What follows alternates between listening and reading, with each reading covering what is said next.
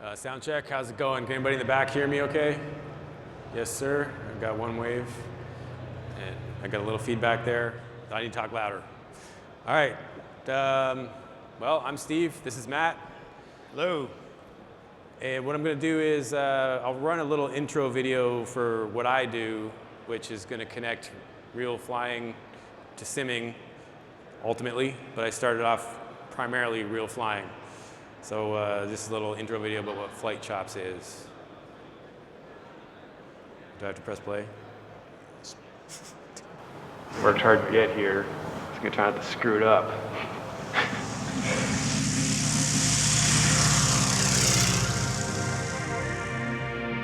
It started with simple self-analysis videos that I shared with some friends, and the reaction was great, and FlightChops was born.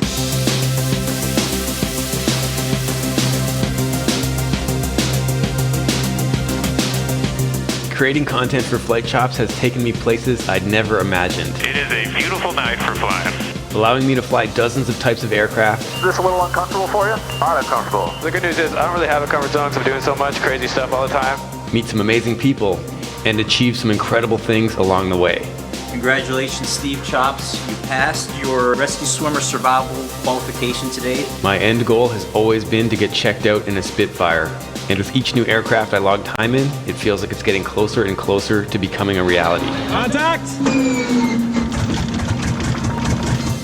Some of the adventures I've been a part of have taken me far from the flight line, while always keeping aviation at the core.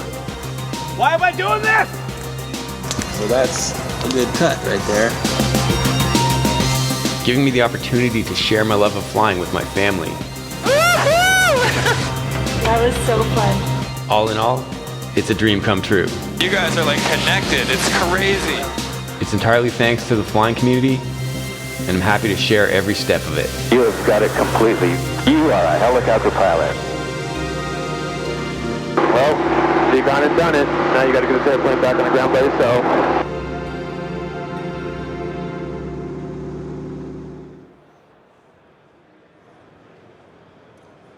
Space. Okay, so we wanted to start with asking who are we talking to, and I guess we didn't put the categories up there, so I don't remember. So do we have any, who are just sim pilots out here, or sim pilots? Hands up. So we see a Got few. a few, yep, okay. Okay. Any licensed pilots out here? Oh, look at that. A lot of licensed pilots, okay. Okay. What about licensed pilots who are simmers? All right, that gets mostly everyone. So we got a good overlap on all of that. That's cool. So for me, I started off as a pilot that dabbled in sims as a kid, but I really just wanted to fly with the physical controls, and I didn't feel like it was there in the early days, so I kind of didn't get into it too much and went right into flying for real. Now I'm seeing it where it's at now, and that's what this talk is going to be about, the crossover that's gotten so real. So I guess, are we playing the next video? Okay, or the next slide? We're going to talk over it, right? Yeah. Yeah, so this is me kind of seeing the value of it really when it came down to instruments. So there's no sound, I'm going to talk over this, but that's me, a very tired guy that just got through instrument training on that. And I had to learn the 430, which this is the first sim that I bought. So that's FlightChops Flight Sim version 1. I'm just going to pause there. To build this sim blew my mind, and that would have been going back to like 2018 probably. So I really got to play with the sim at home to learn the 430, and I flew the route again and again and again that I knew was going to be my instrument check ride. And I just got dialed in with that 430, which was not intuitive to me to learn. And the flight, you know, the airplane is a six-pack, and trying to scan and work with that navigator. And I got through it, and that's what got me through it. So just continue here to where we went next with the sims in my world was G1000, and that's FlightChops Flight Sim 2.0. I had some high hopes for this setup, but that lined up with a pandemic, and I had it, and I was going to go do a bunch of training on a G1000 and get my multi-IFR, which in Canada is a separate thing. So I already had my multi, I already had my IFR, but to blend the two, I was going to need to do a check ride in a multi-engine. So I was going to do it on this setup with Diamond, was how I originally planned it, in a DA42. Pandemic happened and all that got shelved, and then I was kind of looking at this equipment with no real guidance and didn't have an instructor to work with and didn't really know how to teach myself to use it, and frankly didn't really get into using it too much, and it ended up living in the office with my my longtime mentor instructor Dennis, who's now working with Matt, who you probably saw in a little bit of the footage there. We'll talk a little bit about how that went wrong later, but there's Dennis working with Matt, and this is where it is now, and it's got a great home there because it's got someone working through it with students. This is where we have gotten to now. That is the panel of the airplane that I fly now. It's an RV-14 with the G3X, GTN 750, a GSC 500 autopilot, and we were able to build a sim that matches that, which is the FlightChops Sim 3.0, which is largely what we're going to be talking about later, because Matt, who is working on his private, is one of the guys that helped build it, and we put that together at the last expo in Houston. We did that actually using like components off the show floor in real time at the expo, which was kind of a neat experience. Yeah, so that was our display in Houston in 2023, and we built it, and we'll show more of that as we get into it.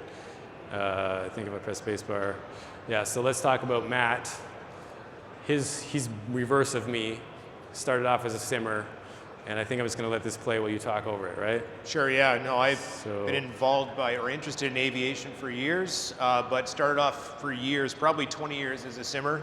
Built lots of sims for various people out of fun and enjoyment. But kind of Steve, and through meeting Dennis in Burlington, Ontario there, kind of really ignited the fire to actually finish and start working on my private pilot. So to do that, I bought into this 152 you see in the video here. Pretty nice looking aircraft, actually in great condition. And I've been working on my private pilot for a while now. Later on we'll kind of talk about the nuances of simming and hand flying and doing what's good and bad, and you know what kind of pitfalls you fall into. We both have a different experience of that. Steve starting from the flight training first and the simming second, and mine came out of simming into flying. So yeah, so then we're going to my scenario, which I kind of touched on, that I really thought that I was, after the experience that I had with the G3X, the GTN 750, and the GSC 500 in the RV-14, I got the instrument rating on the Warrior that you saw there with a very basic panel, no autopilot, but I didn't really fly it much in that setup. I went right to what I'm flying now, which is the RV-14. But to get the multi-IFR, I was going to go backwards to this is where I ended up. That gives me PTSD to look at. Because I cockily booked myself to go do this in like 4 days in Manitoba. As you can see, the weather sucked. So it was terrible weather, really challenging conditions. I didn't give myself enough time. That's a G1000 NXI, which is a little different than the G1000. So I had spent a tiny bit of time trying to work with Dennis to get ready for this on the G1000 in his office, but frankly, we didn't spend enough time. There were a bunch of things that are not one-to-one, which I think is important to understand when you're trying to play with these really cool sims that have a lot of hardware, software configuration, modularity. So it's very difficult to get a one-to-one setup. So if you're truly going to try to like really match it, it's hard. It is possible to get close. I did not prepare myself for this, and I mean, I think to just see the pain in my face during some of this. Having to reach across Luke to get to the FMS on the G1000 and knobs, and then I screwed it up, and I got to get back to the letters and change in menu. Like I just wasn't there, and it was so under the hood. We're in the bumps, and like it was windy and turbulent, and I couldn't do it. I booked my trip. I thought I was going to be check ride ready in 4 days. Absolutely did not get there, and I flew home like having an existential crisis with my head in my hands, just because I was like, wow, I was not ready for that. And you know, I didn't do the work that I should have done to get ready. The autopilot in that thing, does anybody even know what that is? Pause it. I can't even remember what it's called, but it's up in the top there. You had to press nav twice to get it to engage. Like just little silly workflow things that I couldn't have duplicated in the sim that I tripped over. And then one of the big screw ups I made was that it didn't auto sequence to, after shooting an ILS on the mist, it didn't auto sequence back to magenta. And I was so sure that I screwed something up on the FMS side. I spent all kinds of time trying to figure out what I did wrong, and there was green needles right in front of me as it was trying to go back to the ILS when I was supposed to be going to the next fix for the RNAV that I was going to fly next. I forced it into heading mode and like knew I got to go this way. I don't know why it's trying to go that way. And I'm like missing the green needles right in front of me just because I was so flustered. So that was my real world struggle of trying to underestimate how it can be from going from a sim to an actual airplane. It's a nice hat, by the way. Yeah, I spent a lot of time in the hood in that thing, and I'm just never going to be able to look at the TechNam again the same way. So then the ultimate evolution is where we're at now, which was what we did at the Houston Expo. We'll just let some beauty shots fly here. Well, Matt kind of talks about what we built here, and it looks pretty, but we didn't quite get it there exactly for the reasons I was talking about. So we've used like a whole bunch of products from off the floor. We've got some real sim gear technology in there. We've got some virtual fly stuff. We kind of like picked a bit from everywhere.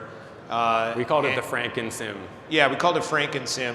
And of course, you're also relying what's running the sim in the background, which is either Microsoft or X-Plane. And each one has its own nuances and strengths and weaknesses.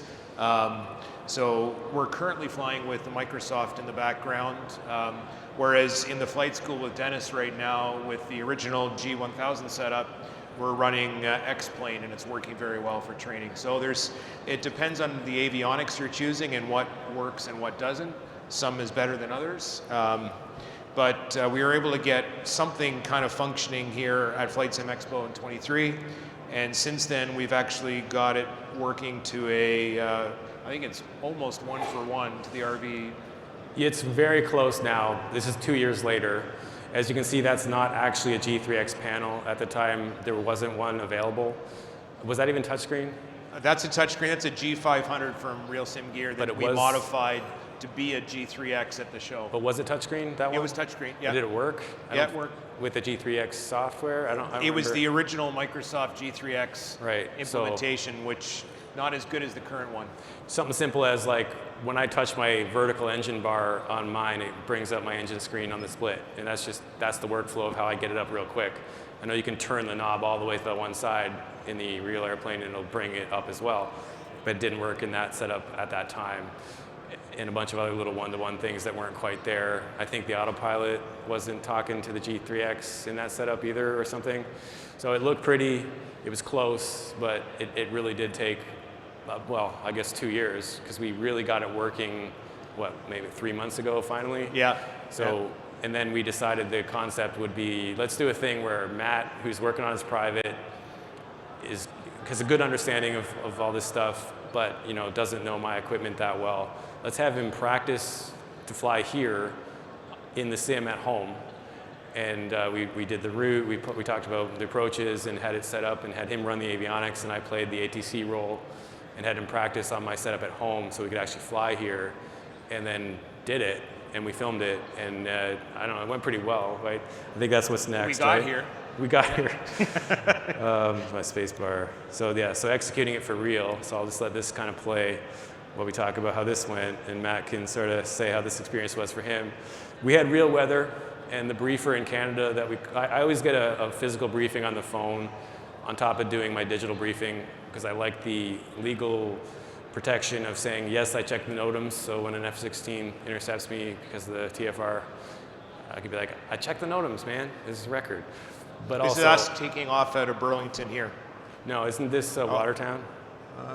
Oh, yes, this is Watertown. Yeah. I just picked Burlington's this one. runway's not that nice. Yeah, I picked this one because it's nice when we go through this layer into actual IMC. And I had Matt's hand flying as soon as I got off the ground. So really kind of gave him the hard jobs. And he really did a lot of the work. It was pretty cool. But in terms of what we're dealing with on this trip, there was a bit of stress in the morning. The briefer from Canada kind of put the fear of God into us that it was not going to be beautiful. I think he's used to VFR guys, and I was like, I'm okay with the IMC. I just want to make sure we're not dealing with any storms, because there was a massive system that was coming from the west, and it did go through Toronto behind us, but we got ahead of it. It was fine. But lots of actual IMC, keeping Matt busy. I don't know if you want to talk about any kind of helmet fire stuff or however that's felt for you, because I made you do it. I think there was one point, I think it was this departure actually, where I said, okay, your hand flying, and you said, I'm good. And I was like, no. Because this was at the second leg, because we flew from Toronto to Watertown to clear customs, and then the rest of the way here. And after that first leg, it was pretty stressful. We were tired. We got up early. You kind of would have taken the pass if I said. And that's actually something I've learned in the flight training recently too, is there's often times one of my instructors will say, okay, we're going to do this right now, you're going to do this. And I'm like, I don't really feel like that. And it's getting pushed over that kind of threshold to try and just stretch your legs a little more. That really does help you gain confidence. I mean, I'll say that about spin training, having been upside down with Steve a couple of times. I don't really enjoy it, to be honest. I know Steve loves it. And we got to the point where we're going to do spin training, and my instructor said that day, oh yeah, we're going to go do spins today. And I'm like, no, we're not. He's like, yes, we are. We're going to do spins. I'm like, no, we're not. He said, no, we're going up. We're doing spins today. I'm like, okay, right? So I'll admit, I enjoyed spinning the 152. So we got through that, and it felt like a great relief off my shoulders that, okay, I can do this, right? And exposure to it in the sim. Yeah. In this scenario, it was the complexity of the avionics. And it was the avionics and the busyness of ATC together that will create the helmet fire, I think. Right, and that's why being able to do it on the sim at home, at least the avionics side, you can't really simulate the avionics or the ATC unless you use a service like Pilot Edge or VATSIM that do a pretty good job simulating it. They're kind of limited to regions, I think, so I wanted to do this actual route, so we couldn't really do that, so that's why I played the role of ATC for Matt in this situation. But having him play with the avionics, manage the autopilot, and understand where you're at with the automation, I guess that brings up the point of like workflow things that aren't still quite one-to-one. In the airplane, I was trained by a jet pilot who gave me the good tip of when you climb out, or even any climb, use pitch mode initially to not have it pitch hunt for a speed if you use IAS mode. So you set pitch mode, dial up a pitch, whatever you want it to be, and then when the speed, because I'm going about 160 indicated or something, I want to climb at like 135. So I'll just, when I get my climb, dial it in and then press pitch twice, or I guess you can press any IAS twice, whatever it is. It puts you in pitch mode. Any of the vertical buttons, I think, twice will do that. And then you dial it in with the wheel on the autopilot controller, and then when you get to the speed you want, then press IS, and it doesn't pitch hunt. In the sim, it doesn't work. The pitch mode, you can press it, but the wheel won't let me select. So I was like, oh, that's too bad. But that's the kind of feedback that I can probably get to the developers to have them fix that. But just little things like that, where it's even still, this is so close to being one-to-one, but it isn't quite there. So I don't know, do you want to talk about any of the other kind of, what was the most challenging part of it for you, getting into the real airplane after doing it in the sim? I think once again is when you're stressed about buttonology and working avionics, and then ATC is talking to you and you have to repeat back and read back things correctly, even like with my kneeboard, writing down what ATC is saying and then making sure I'm getting it correct, reading it back. I think the radio work on top of managing the avionics on what I felt like under a pressure situation is, I think, just you need a lot more confidence and time on doing that. Yeah. I mean, I do local radio calls, VFR all the time, pretty simple. But when you're trying to get instructions correct, and I find the handoffs between different approaches or centers or whatever, you're getting handed off, you're writing down the frequency or you're remembering it, you're putting it into the avionics, but then by the time you need to make the next radio call, oh, who was I going to be talking to again now? Is it approach? I think we all forget that one. Yeah. You just say approach. Yeah. I'll play some other footage of what Matt doesn't love doing while we talk about more. The one thing also was the anchoring in the hand. Remember that issue? Like trying to anchor the hand in turbulence? Because you can't simulate turbulence. And we were in some turbulence, not huge, but he was having some issues trying to, so I had to show him, yeah, you can do everything on the knobs, but at home we just practice touchscreen only. Yeah. Anyway, this is me flying Sportsman, this airplane, that's what you can do when you flip the fun switch in this thing and stop thinking about instruments. I guess the most important thing we're trying to bring to this is you've got a great community here, lots of great neat products out there on the floor, and hopefully it becomes a gateway for general aviation and getting into flying for some, and then maybe a training tool for those that are already in it. You know, so it's kind of both ends of the spectrum. Yeah, it's been great from my end to get used to these avionics. Even still, I can play with it at home, and I've learned a few things I didn't know that even after flying it for a couple hundred hours before I had the sim. So I guess at this point we can open it up to questions. Anybody got any questions? There's a couple of mics in the aisles if anyone has any questions about the process and what we did here. We can't really see. I can't see, so. Yeah. Yes, coming from SIM, what are the 2 or 3 things that you have to unlearn in the real airplane? Great question.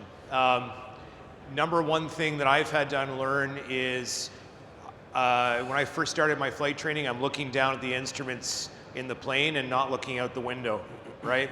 So for a reference for maintaining altitude, or for steep turns and maintaining an even turn, or even in landing configuration and getting my airspeed right? Airspeed is pitch, not my throttle like it is on the sim, right?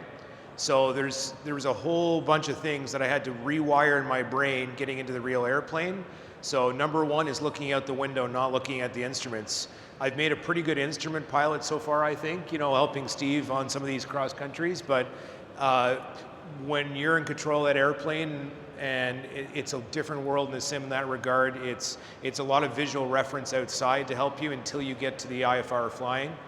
And then the different things like learning the relationship between pitch and speed, and your throttle becomes your altitude, right? And I had to rewire those into my brain.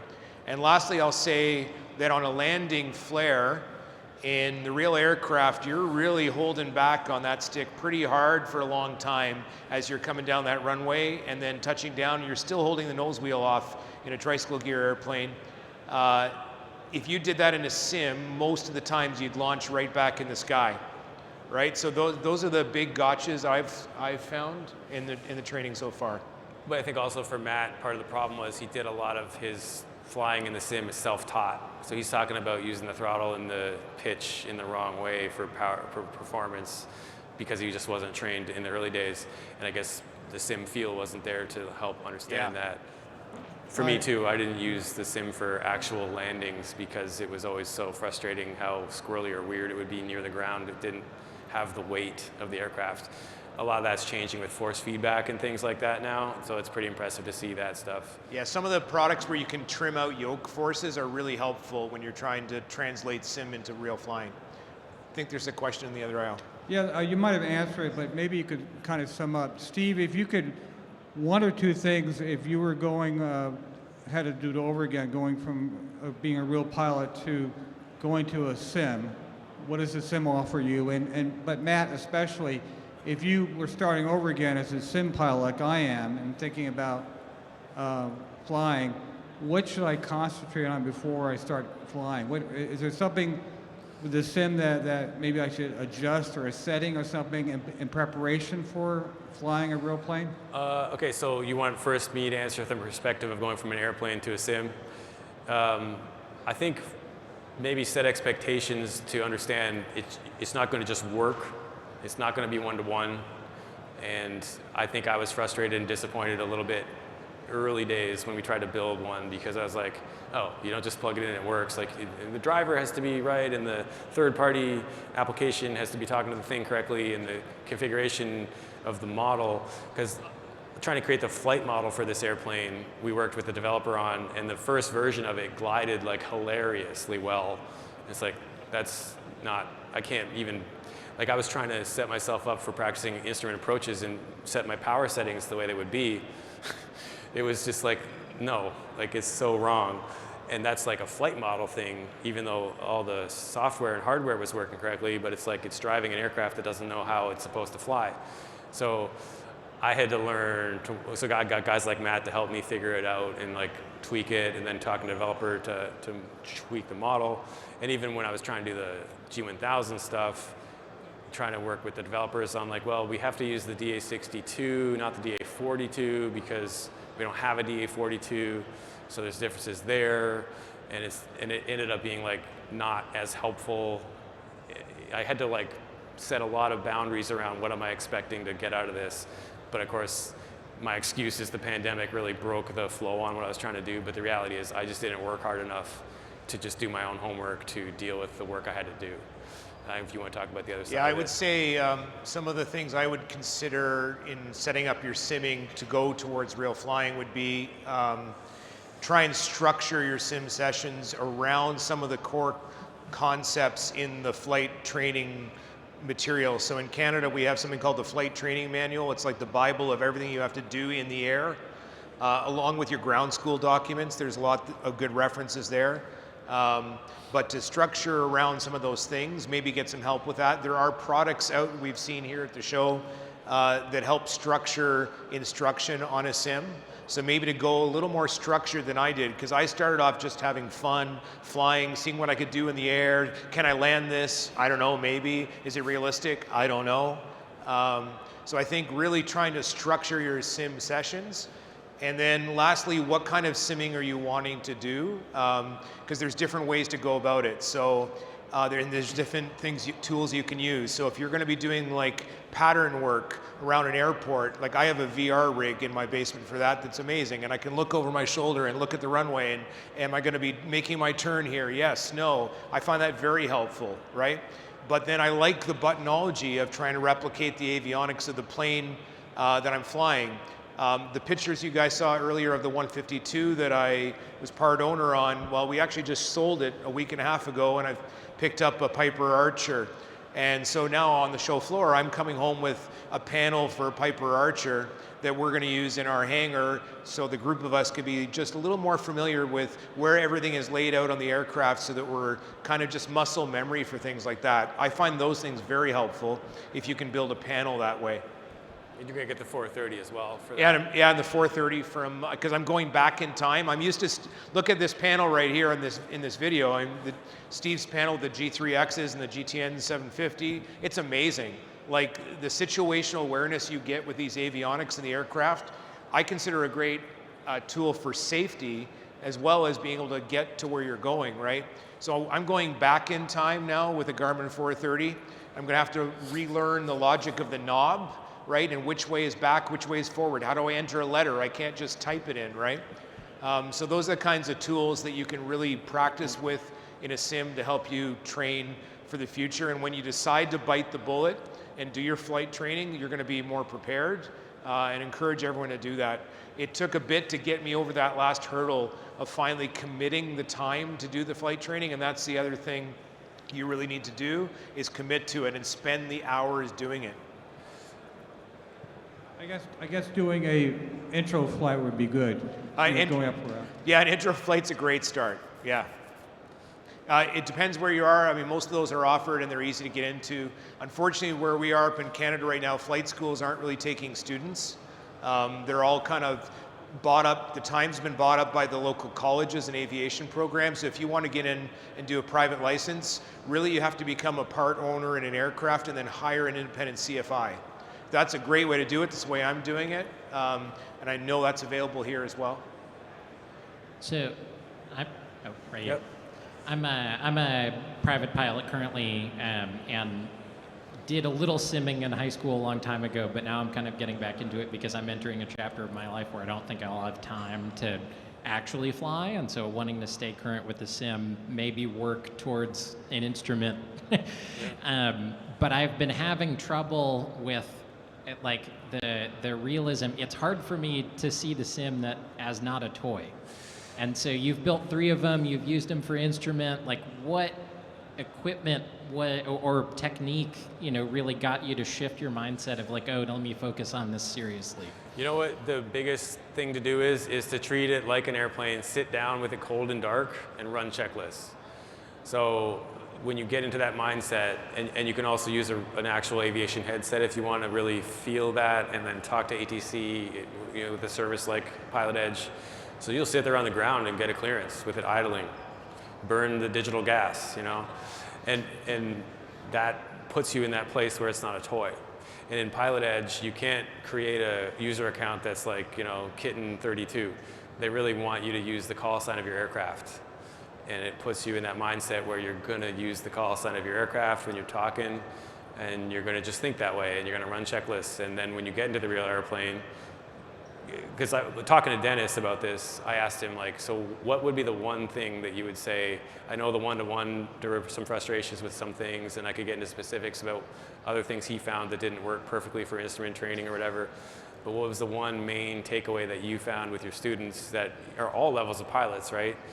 And he was like, it was sitting down with no helmet fire, with no avgas burning, and being able to talk about the buttons and the knobs and the menus and understand the theory of why do it this way instead of that way, or that you can do it either way, especially with the touchscreens.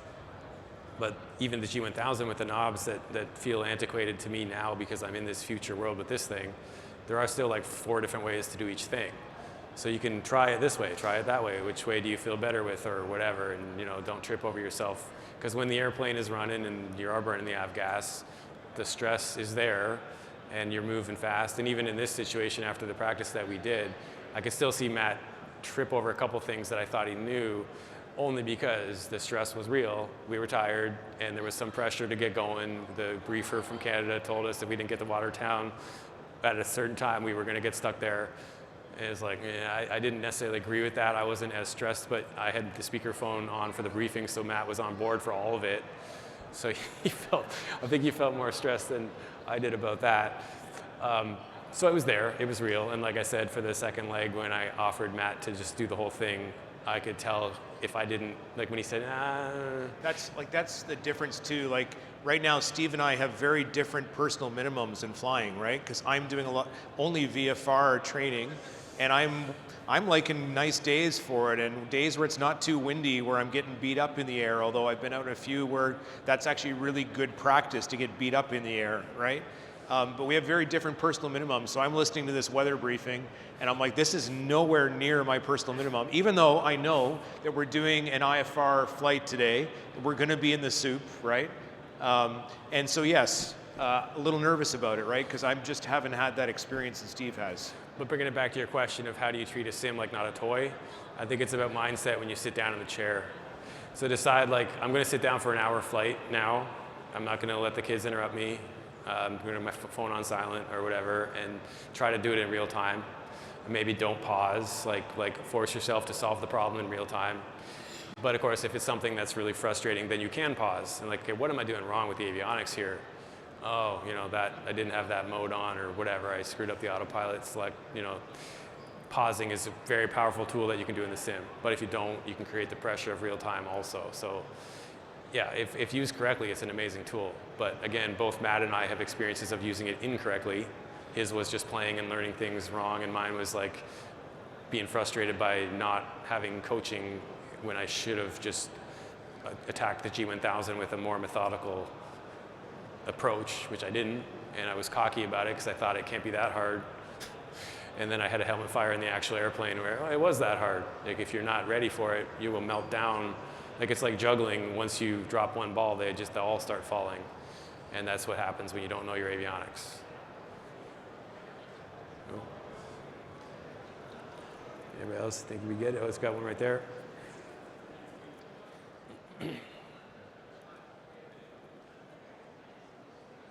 Oh, mic's not on. All right, there we go. Hey, it's Jimmy. Question regarding the flight sim aspect of aerobatics. I don't know if you've ever attempted the aerobatics in the sim. That's kind of why I put that clip at the end there, because that is what this airplane is so good at, all of that. Let's just play that one again, because that's fun.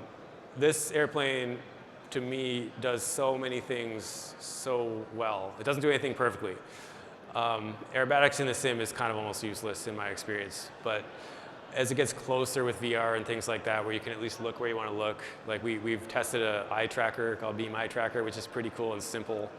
Just a webcam somehow figures out where you're looking. I think we could have probably done something with calibration so I could actually look at my wingtip, but in the test I did, I couldn't do a hammerhead because I couldn't see enough of the wingtip. It worked okay for a loop, but I think the biggest problem with aerobatics is there's so much feel involved, and the G's and the flight model is where it starts to fail. Like doing a hammerhead in real life, you really need to feel the airplane, and if you're off even by a little bit, it will not work. You have to be on a perfect vertical, and you have to completely run out of energy when you go for the rudder kick. It requires pretty much full right aileron initially to stop the torque because of the engine. I don't know that there's flight models that are good enough to do that correctly, because if you screw up a hammerhead and you don't put the right aileron in, it'll torque while you're kicking because the engine is taken over because of all the torque. So it's funny how it's weird. You go vertical and then you kick the left rudder, but you go full right aileron, and the airplane kicks over perfectly without banking, even though you've got all this aileron in, and that is a feel thing. So I would have loved it to work. In my mind, though, it's such a great trainer for more straight and level flying and things like that.